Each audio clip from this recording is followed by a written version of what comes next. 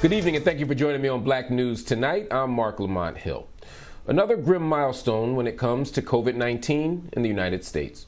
More than 40 million cases now reported across the country. The rise in cases are thanks to new variants of the virus like the Delta and Mu variants. The U.S. is averaging about 161,000 cases a day. Also, 47% of the country is still not vaccinated. That's according to health officials. Now, more of the people hospitalized and dying from COVID are unvaccinated. That's also according to health experts. The damages from Ida are still being calculated across the South and Northeast, but new issues are rising. The death toll from the major storm now sits at 68, many people still without power, and a major oil spill is now being reported in the Gulf of Mexico, just 100 miles away from New Orleans. 7 nursing homes in the state have been evacuated due to unsafe health conditions. Louisiana officials say the state can't handle any more rainfall. Black business owners in Louisiana are worried about getting a fair shake in the recovery process. Adrian Brodus has a story. So the whole house had to be gutted. Troy Henry hadn't seen these pictures in years. Images of his family home destroyed by Hurricane Katrina in 2005. See the mold on the floor. They're reminders of how his life changed. I could have given up. I wanted to give up after Katrina. People under the roofs of those apartments. Ida gonna be a distant memory. We ain't worrying about Ida.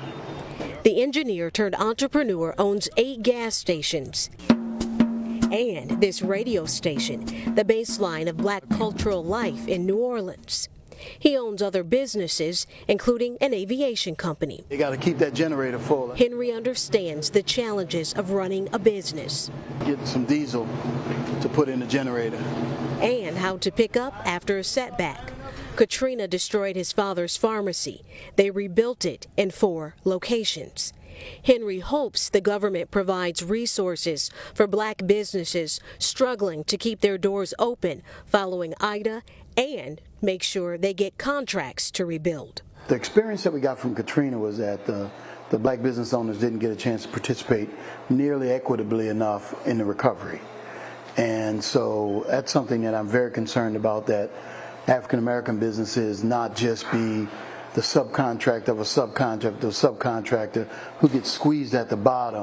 We have to use the resources that are homegrown. We pay. Kalisha Garrett of the Louisiana Chamber of Commerce Foundation has worked with Henry on community projects. She fears Hurricane Ida could be a major setback for Black service industry workers, an industry still rebounding from COVID. One of the hardest hit areas, and most often one that is neglected, because our gig industry, which we call it, consists of those talented individuals that participate in festivals, and they are the lifeblood of what individuals come to visit and vacation in New Orleans for. Days after Hurricane Ida slammed New Orleans, this happened. Yeah, the guys in here protecting the inventory must have fell asleep and the candle fell over and boom. One of the stations he owns burned. Just engulfed the back. Yeah. Henry says he expanded his business to help the hurting community. Now, 240 people across the state have a job. This is a transformative project. Adding to his portfolio, what he says will be the largest gas station in the city. We got a lot of growth plans. We're committed to New Orleans and the growth of the city. And leaving a legacy for future generations. You're gonna run my job? What am I gonna do? Yeah, but you can retire. Legendary singer Anita Baker regains ownership of her masters. Earlier this year, Baker asked fans not to stream her music while she was fighting to regain ownership. Baker claimed that she outlived the recording contract that would give masters back to her after 35 years. And after a long battle, the singer finally won the masters to her music this weekend. Baker took to Twitter to celebrate, tweeting, "All my children are coming home" catalog. Impossible things happen every single day, gratefully. So stream that, Anita. Get your house clean. You know them 2 things go together. Anyway, some bad news on the Black American front. Black Hollywood is dealing with another blow after the death of actor Michael K. Williams. He was found dead in his New York City apartment Monday. It was a tough blow for many of us. New York City police say his family members discovered his body in his penthouse. The 54-year-old was best known for his memorable role in the television series The Wire as the rogue robber of drug dealers, Omar Little. But Williams actually started his career as a backup dancer. He told reporters that he channeled his personal pain as a victim of abuse. He spoke about his come up before he passed. I feel like I got put in a very elite category of New York City artists. You know, Frank Sinatra said it best: if you make it here, you can make it anywhere. Jay-Z and Alicia Keys, you know, concrete jungle where dreams are made of. The NYPD says Williams' death is being investigated as a possible drug overdose. This is one of those losses. 2020, 2021, they've been tough years. We've lost so many giants. We've lost so many extraordinary figures, legends who passed away like Cicely Tyson. But there's a way that when someone passes away at 54 years old, we can't completely wrap our minds around it. When the genius dies early, when the young legend passes far too soon, it leaves a sense of emptiness and a void. But for Michael K. Williams, it wasn't just the art that he left. It was the connections that he made.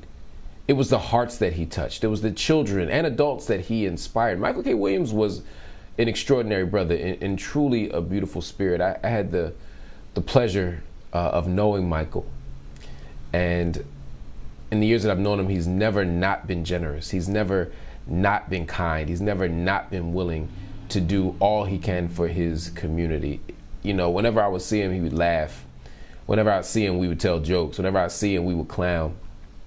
And whenever I would see him, he would always be asking what he could do and what we could do to build the community, to help things grow. The last time I saw Michael, we hadn't talked as often, but I saw him last summer.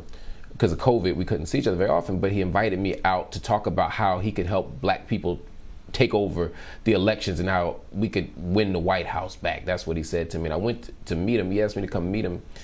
When I got there, he not only wanted to talk about that, he introduced me to a room full of formerly incarcerated folk.